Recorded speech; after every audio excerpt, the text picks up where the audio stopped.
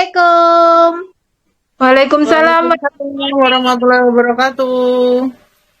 Kembali lagi sama kita bertiga. Di mana Mbak Tar? Teman cerita Iren. Bersama saya Iren. Saya Feti. Dan saya Tari. Mau bahas apa nih? Ini ada pertanyaan masuk lagi nih. Oke, siap. Siap-siap doang. Ini list pertanyaannya udah banyak banget loh Kak Iren. Sampai bingung mau bacainnya gimana. Nah, ini ada pertanyaan dari Mbak Fulana. Ini pertanyaannya adalah, nah jadi dia ini, intinya aja deh karena panjang banget. Dia ini puasa, sering mengerjakan puasa Daud, Nabi Daud ya. Nah, dia tinggal bersama ibunya, jadi hanya bersama ibu yang sudah sepuh lah gitu ya. Jadi dan juga kalau tua ya. nah dan kondisi sering sakit lah, istilahnya gitu ya. Nah, dia sering puasa itu, tapi kalau dia puasa, seumpama ibunya ini mau nyuruh atau apa tuh nggak jadi gitu loh. Atau misalnya kondisi badannya nggak sehat pun, si mbak ini menawarkan untuk diantar ke klinik juga nggak mau, katanya karena kasihan. Kamu kan puasa capek dan macam-macamnya lah gitu ya. Pokoknya tetap nggak mau, bahkan dipijet-pijet pun nggak mau karena ya itu anggapannya bahwa kamu kasihan capek puasa gitu. Nah, dia tuh jadinya bingung, berpikir gitu, puasanya ini jadinya berkah nggak sih gitu. Karena seolah-olah kok jadi kayak mengurangi baktinya ke ibunya gitu loh Kak Iren. Jadi baiknya gimana gitu, dia pengen puasa menambah pahala, tapi kok seolah yaitu baktinya ke ibunya itu berkurang gitu loh. Jadi dia serba salah. Oke.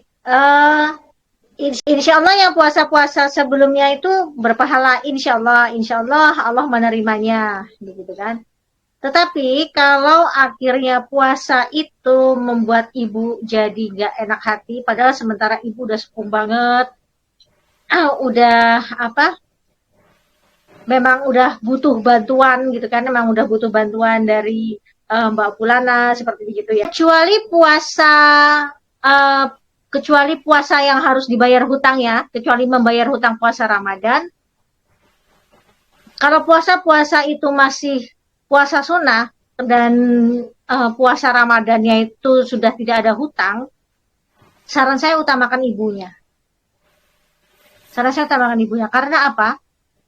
Puasa sunnah bisa dilakukan walaupun ibu nggak ada, itu bisa dilakukan. Tapi membuat ibu nyaman, berbakti dengan ibu, membuat ibu nyaman ya, berbakti dengan ibu, hanya bisa dilakukan saat ibu masih ada. Gitu. Kalau ibu sudah tidak ada, memang masih bisa juga dengan mendoakan. Mumpung satu pintu surga masih Allah sediakan buat Mbak Fulana, jadi manfaatkan ini sebaik-baiknya. Gitu. Puasa sunnah bisa dilakukan kapanpun. Insya Allah kalau masih dikasih umur panjang masih bisa dilakukan kapanpun. Tapi membuat ibu nyaman hanya bisa dilakukan saat ibu masih ada. Jadi utamakan ibu. Karena belum menikah kan, jadi yang diutamakan orang tuanya. Gitu. Apalagi sudah sepuh gitu ya kan, sudah memang butuh bantuan dari anaknya dan hanya tinggal berdua dengan anaknya gitu kan. Terkadang kita nggak tahu apa yang ada dalam pikiran orang yang sudah tua, udah seusia itu, karena kita belum sampai di situ gitu kan, hanya bisa meraba-raba aja. Tapi ketika dia tidak merasa nyaman dengan ibadah sunnah kita, toh ini bukan meremehkan karena ibadah ini sunnah, tapi toh ini oleh Allah grade-nya disunahkan gitu kan, grade-nya disunahkan, artinya kalau sunnah itu tidak dikerjakan pun tidak menjadi dosa. Bukan tidak apa-apa, tapi tidak dikerjakan pun tidak menjadi dosa. Asalkan tidak mengerjakan sunnah ini untuk melakukan hal yang lebih yang lebih wajib gitu kan. Berbakti dengan orang tua itu kan hukumnya wajib. Iya. Gitu. Jadi membuat nyaman ibu itu lebih wajib dibandingkan dengan puasa sunnahnya itu. Kalau puasa sunnahnya itu membuat ibu tidak nyaman, maka udah apa-apa, berhenti aja dulu puasa sunnahnya. Yang penting ibu nyaman. Yang penting ibu enak nyuruh-nyuruhnya. Yang penting pokoknya ibu enjoy lah. Gitu. Kalau nanti ditanya, kok kamu nggak puasa lagi? Istirahat lama, nanti kurus puasa-puasa terus gitu. Jangan bilang kalau dia aku puasa, mama nggak mau lagi suruh-suruh aku. Jangan ngomong begitu. Enggak, aku memang lagi nggak mau puasa. Gitu. Aku memang lagi nggak mau puasa. Jangan ngomong gitu. Nanti dia malah makin nggak enak lagi. Nggak mau, aku malah lagi nggak mau puasa. Aku lagi ya memang lagi nggak pengen puasa aja. Gitu.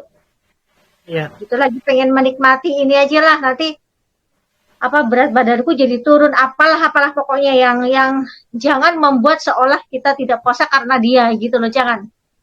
Jawabannya jangan itu, tapi memang karena kita mau gitu, karena kita kepengen enjoy aja.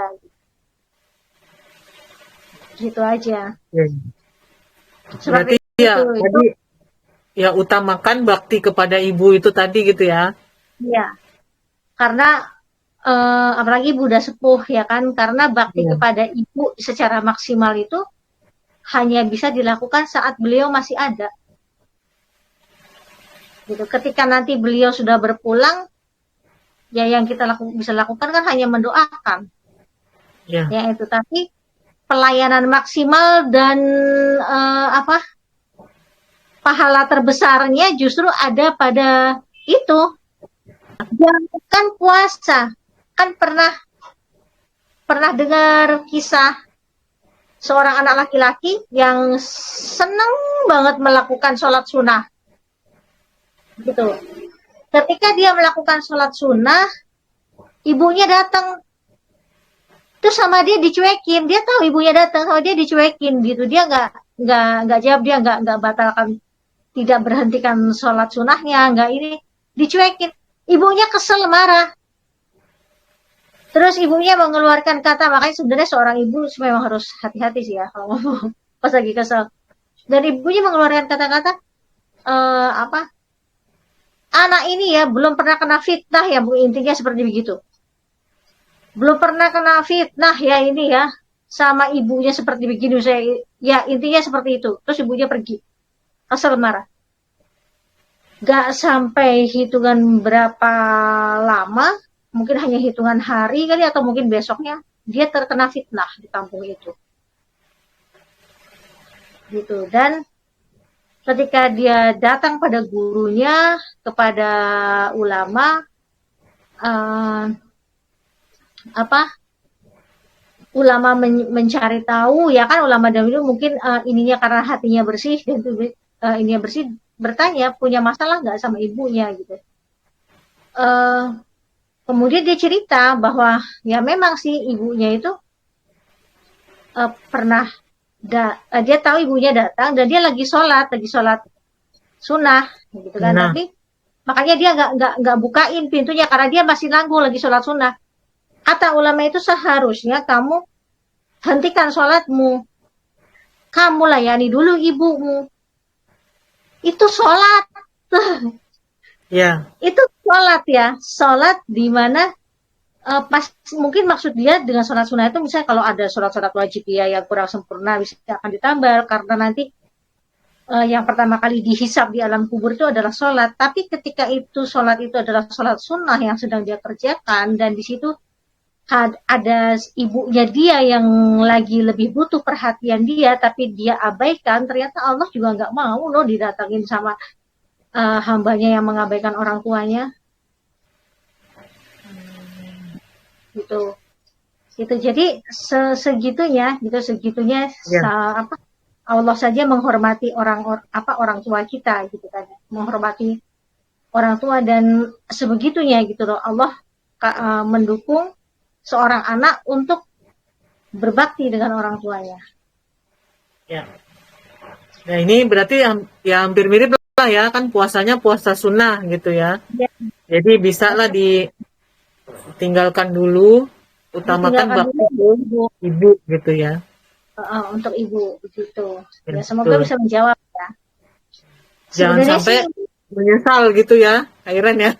sampai nanti, jadi supaya bisa lebih maksimal lagi dengan ibu. Ya. Orang udah berumah tangga aja, misalnya sudah berumah tangga, kecuali kalau dia mau bayar hutang puasa ya. Orang sudah berumah tangga, dia mau bayar hutang puasa, dia kasih info dulu ke suaminya, besok saya mau bayar hutang puasa saya ya. Gitu. Dan kalau bayar hutang ya suaminya harus izinkan gitu kan, walaupun suami nggak izinkan ya tetap harus dilakukan, itu orang itu wajib gitu kan.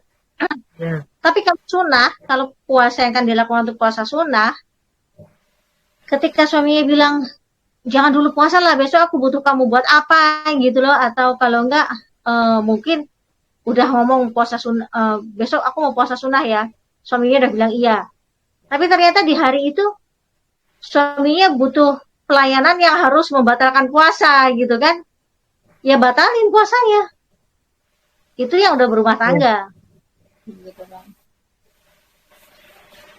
Gitu. Nah Jadi itu kadang tuh puasa Sawal gitu, mau puasa Sawal ya, nanti dulu lah besok gitu. Taunya sampai habis. Kalau mau untuk bayar hutang sih kan niatnya bukan puasa Syawal ya, niat untuk bayar hutang dulu, dan semoga dengan kemurahan hati Allah akan didapatkan juga puasa sunnah bulan Syawal gitu kan. Ya. Tapi niatnya adalah niat untuk membayar hutang di bulan Ramadan, itu seharusnya yang pertama kali. Ya. Nah, ya itu yang bisa aku jawab. Itu tadi, mungkin kalau ada tambahan, Feti. Enggak, Feti. kodoknya lagi bernyanyi.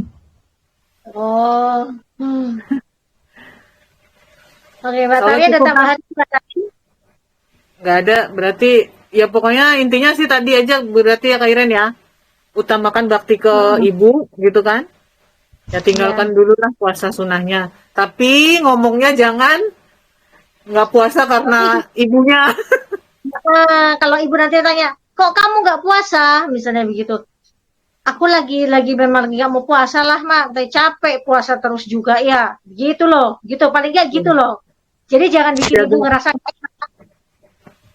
capek puasa. Jaga perasaan gitulah ya. Kalau apa misalnya, kalau antar mama kemana gitu, kalau misalnya ngelayanin mama gitu kan lebih enak gitu kan, bergerak jadinya aku gitu kan, jadinya aku kalau kesana kesini jadinya tuh lebih enak gitu, dan juga bisa makan bisa minum gitu kan sama mama gitu. Aku lagi pengen enjoy lah gitu, pokoknya intinya seperti begitulah. Jadi buat ibu itu merasa kayak oh dia berarti ini emang dia lagi pengen seneng sama aku gitu, atau gitu. Jangan bilang kalau nanti kalau aku puasa mama nggak mau suruh-suruh, jangan bilang itu. Ya, Jangan, malah makin nggak enak lagi dia. Ya. Gitu. Oke. Insya Allah sudah menjawab lah. Iya. Jadi ya gitu, Mbak Fulana. Kesimpulannya adalah gini, puasa sunnahnya itu bisa dilakukan kapanpun gitu. Bahkan ini bukan saya sedang mendoakan ibunya mendoakan ibunya berpulang, bukan. Tapi setiap manusia yang ada di bumi kan memang pasti akan berpulang. Gitu. Nah, ini artinya gini, mumpung ibu masih ada gitu. Puasa sunnah itu bisa dilakukan bahkan saat ibu tidak ada. Tapi berbakti dengan ibu hanya bisa dilakukan saat sekarang ibu masih ada. Walaupun pada saat ibu tidak ada, tetap bisa dilakukan baktinya dengan mengirim doa, gitu kan. Tetapi maksimalnya ini Allah, mumpung Allah masih sisakan satu pintu surga yang Mbak Fulana di bumi ini, maka manfaatkan itu sebaik-baiknya. Jadi pesan pesan saya adalah utamakan dulu ibunya. Hanya nanti kalau ditanya nih sama ibunya, kok nggak puasa gitu kan? Jangan bilang nanti kalau aku puasa mama nggak mau suruh-suruh aku, jangan bilang gitu. Pesan saya itu. Jadi alasannya apalah gitu, tapi yang membuat dia tidak merasa bahwa Mbak nggak puasa karena terbebani oleh dia, jangan membuat dia merasa gitu. Jadi buat dia merasa tetap nyaman. Oh berarti nggak puasa karena memang mungkin dia capek lah lama-lama kalau puasa terus misalnya gitu, dia berpikir gitu. Atau pokoknya jangan buat dia malah nggak enak hati juga dengan Mbak nggak puasa itu gitu. Nanti jadi serba salah loh kalau udah gitu. Jadi pokoknya tetap jaga perasaannya gitu ya. Ya, tetap dijaga karena orang tua itu memang makin tua makin sensitif perasaannya. Ya. Betul sekali. Makin sensitif dan kita nggak ngerti gitu apa yang ada dalam otaknya, apa yang ada dalam hatinya, kita nggak ngerti karena kita memang belum ada di fase itu kan gitu. Tapi paling tidak kita mencoba memahaminya kan bisa gitu kan, untuk berusaha untuk memahaminya kan itu sebenarnya bisa gitu. Jadi ya begitu, itulah seperti itu. Jadi kalau ditanya kenapa kok nggak puasa, capek lama puasa terus gitu kan, kayak gitu. Ya. Oke. Feti ini lagi. Iya lupa. Tadi jedanya kali. Yuk. Ya. Berarti insya Allah cukup ya. Ini cukup lah menjawab pertanyaan dari Mbak Fulana. Ya itu aja sih dari aku. Mbak Tari ada yang mau nambahin? Enggak, cukup Kak Iren. Teti? Cukup. Oke, kalau gitu kalau misalnya masih ada yang mau ditanyakan lagi bisa ke Mbak Tari atau ke Feti gitu. Ya utamanya sih ke Mbak Tari. Kalau Feti itu closing orderan. Curhat dong mah gitu. Iya. Tari. Oke, Tari.